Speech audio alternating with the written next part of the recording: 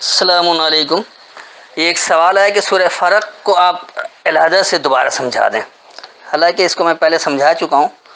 تو آئیے آج اسی کو دیکھ لیتے ہیں۔ اس وقت میرے پاس حافظ نظر احمد والا ترجمہ ہے، پہلے ان کا ترجمہ بتاؤں گا، پھر جو میری فہم وہ بتاؤں گا، اور آج کے دور میں یہ کس طرح آپ کے لیے ہدایت ہے اس کو بھی سمجھا دوں گا۔ تو سب سے پہلے حافظ نظر احمد والا ترجمہ دیکھیے، یہ سورہ نمبر 113 113۔ اللہ کے نام سے جو نہایت مہربان رحم کرنے والا ہے۔ کہہ دیجئے میں پناہ میں آتا ہوں صبح کے رب کی، اس کے شر سے جو اس نے پیدا کیا، اور اندھیرے کے شر سے جب وہ چھا جائے، اور گرہوں میں پھونکے مارنے والیوں کے شر سے، اور شر سے حسد کرنے والے کے جب وہ حسد کرے۔ تو یہ ہے وہ روایتی ترجمہ جس سے کچھ سمجھ میں نہیں آتا ہے کہ صبح کے رب کی پناہ، اس کے شر سے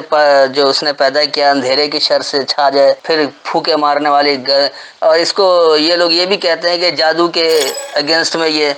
نازل، یعنی جادو کو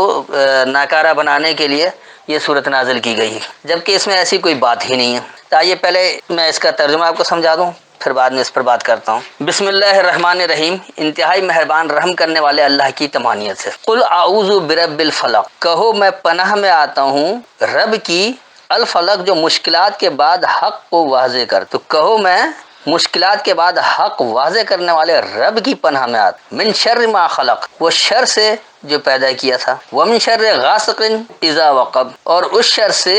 جو چھا گیا جب غائب ہو جائے، ومن شر النفاثات فی العقد، اور اس شر سے جو متزلزل ہے، ان نفاسات یعنی خاص متزلزل،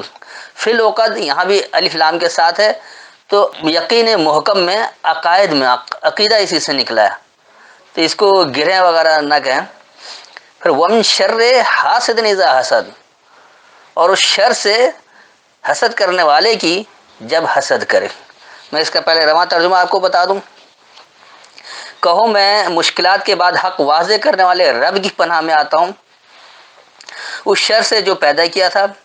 اور اس شر سے جو چھا جانے کے بعد غائب ہو جائے، اور یقین محکم میں تمہارے متزلزل نقصان سے، اور حسد کرنے والے کے نقصان سے جب وہ حسد کرے۔ تو یہ تو تھا اس کا ترجمہ۔ اب دیکھیے یہ آج کے دور میں کس طرح سے ہدایت ہے۔ پہلی بات جو اللہ کہہ رہا ہے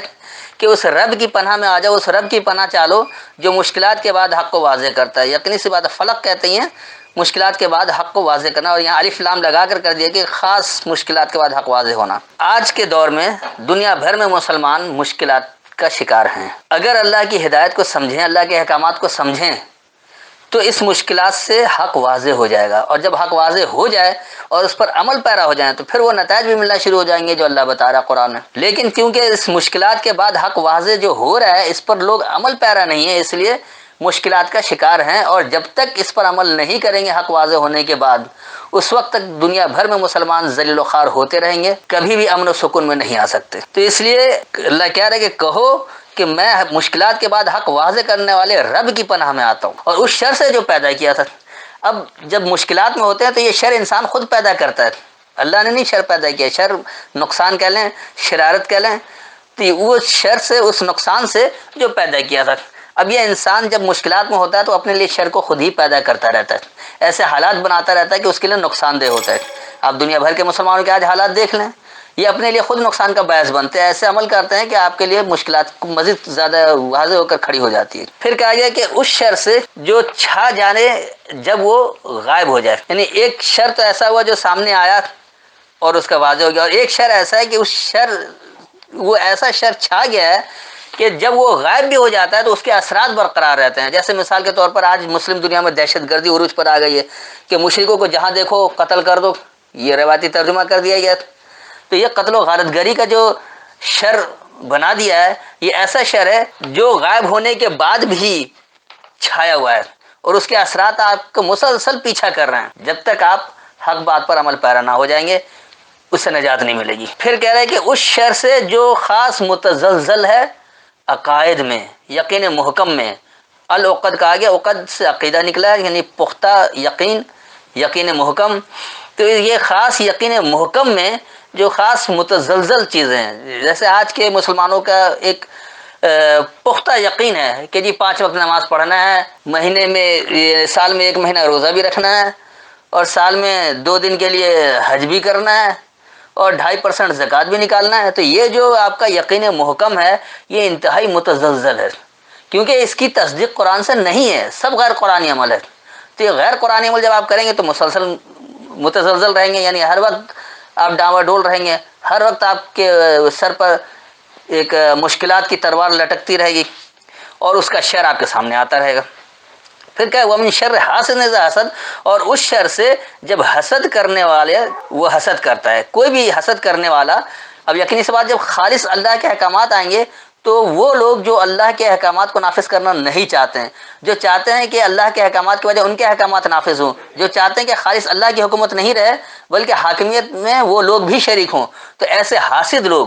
جب وہ حسد کرتے ہیں تو ان کا بھی ایک شر ہوتا ہے، وہ نقصان پہنچانا چاہتے ہیں اور اس کے لیے بڑی کوششیں کرتے ہیں۔ جیسے آج مثال کے طور پر امریکہ، اسرائیل وغیرہ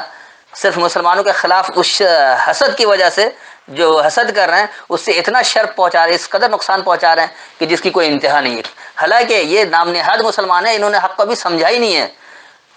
ان پر تو حق واضح بھی نہیں ہوا۔ قرآن سے احکامات کو سمجھیں اور اس کے مطابق عمل کریں تو پھر ان کا کیا حال ہوگا۔ تو وہ صرف ایک جو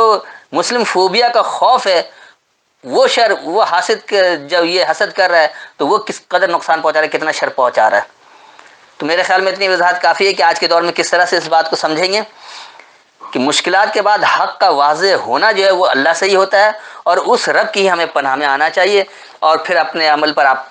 مسلسل نظر ڈالیں تو آپ ہر شر سے نجات حاصل کر سکتے ہیں۔ پھر بھی کوئی تشنگی رہ گئی ہو تو بعد میں پوچھ سکتے ہیں۔ السلام علیکم۔